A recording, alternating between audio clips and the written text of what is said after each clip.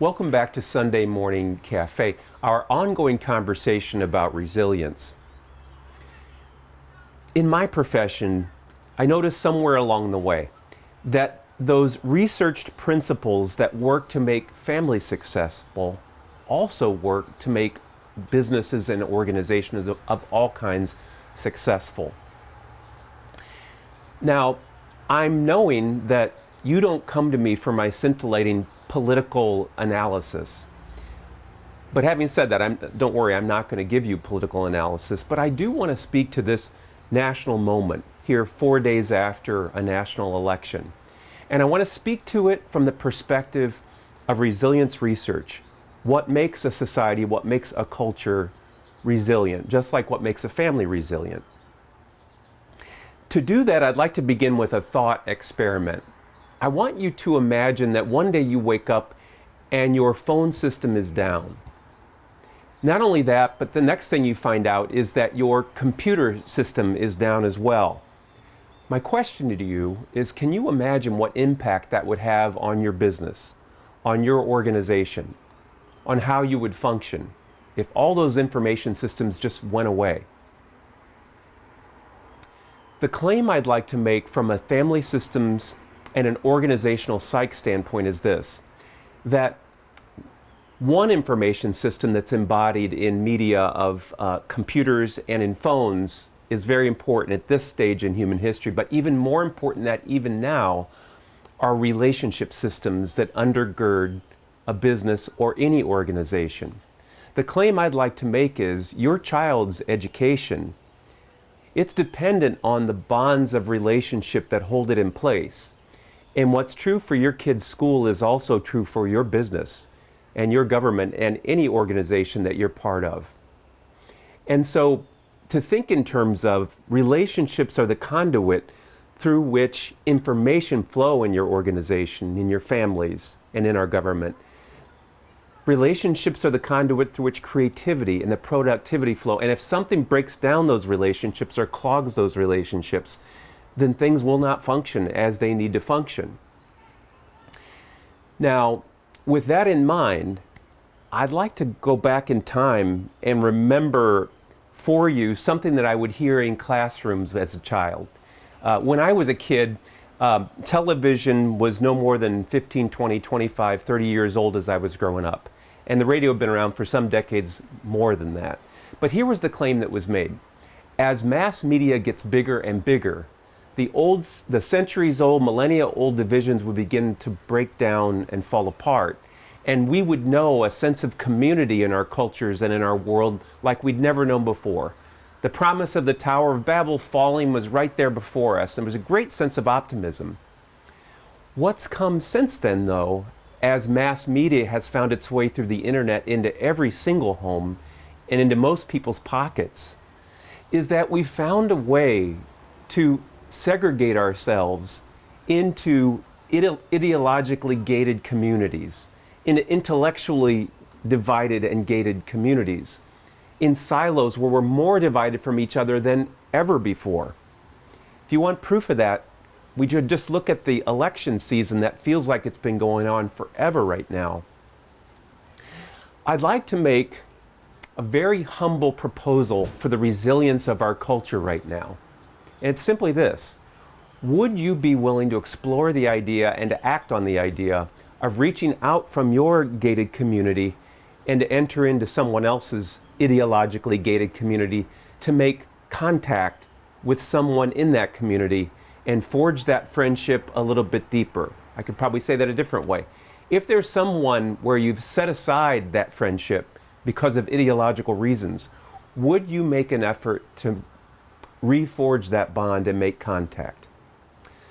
I have several small little ideas of things that I found have worked with my clients and with myself in an effort to do this.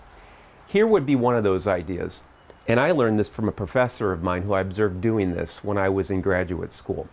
When somebody very strident is coming your way and it feels like a wave of stridency from their ideological viewpoint is crashing down upon you, rather than arguing their point against your point tit for tat, try this on for a second. Try asking this question.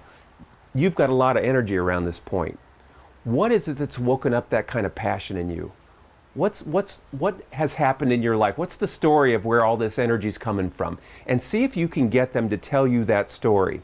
You are likely to disagree with them in their outputs, in the product of that story at the end. But if they are willing to be vulnerable enough to share that story, you might just find yourself sharing a story from your life as well. And the ground is laid for some kind of connection. Not agreement, but connection. And it's also possible that trying to have that conversation can't take place. And trying to find common ground won't work because there is no common ground with someone. But check this out. I don't know if it was 2 months ago. I was walking by my friend Gil's house.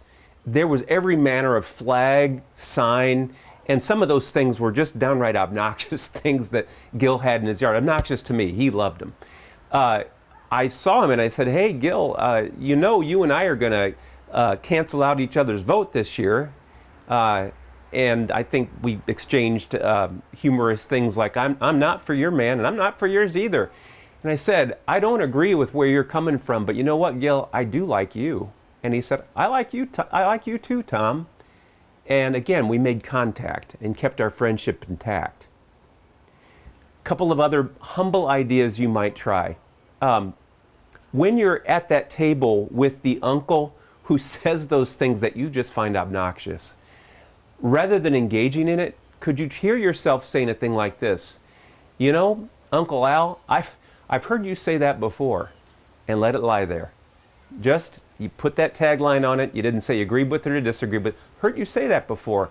And then if it's possible for you to change the topic, you can.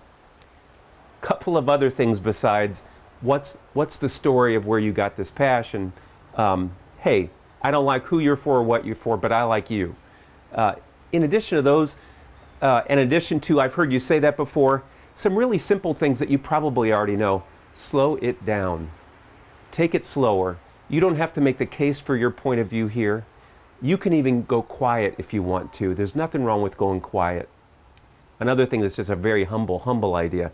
If you know you're going to be someone who is more ideological than you or strident, that's probably not the gathering for you to have an extra glass of wine or beer. It might be a time to go easy on the alcoholic beverages. But underneath any skill that you're going to practice to try to reach out of your gated community and into another gated community, what undergirds any skill you're going to use is this skill. This is the skill above all other skills. That capacity to do the reflective step back so you can have a good look at your own ego in the conversation.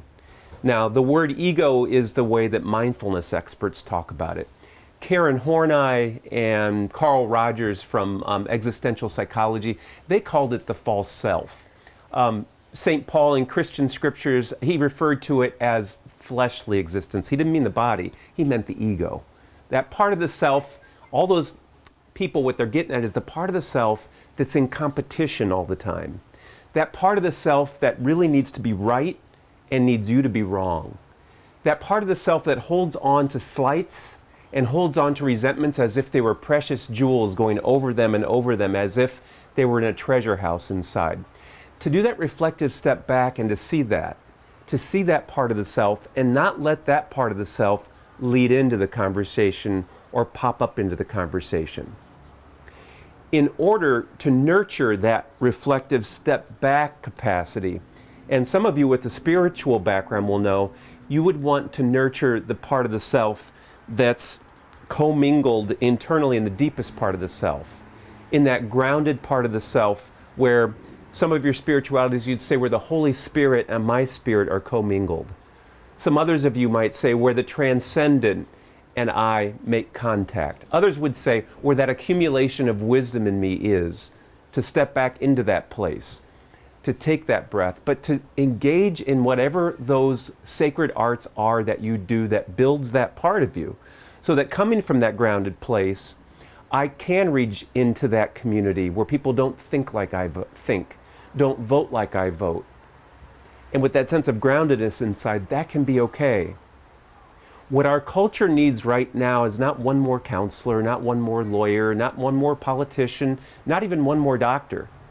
What we need are all those kinds of people, including people who work with their hands. We need all those kind of people who have the capacity to find that grounded place and to reach out into that gated community and to find the person who's embedded in that ideology and to make contact. Right now, that's the resilience move that this culture is longing and aching for. Will you provide it? And now this week, let's just see if I can practice what I preach. And let's see if you can practice some of that too. And we'll get together next week for more on how we can build a resilient culture for ourselves, our kids, and our grandkids. Thank you.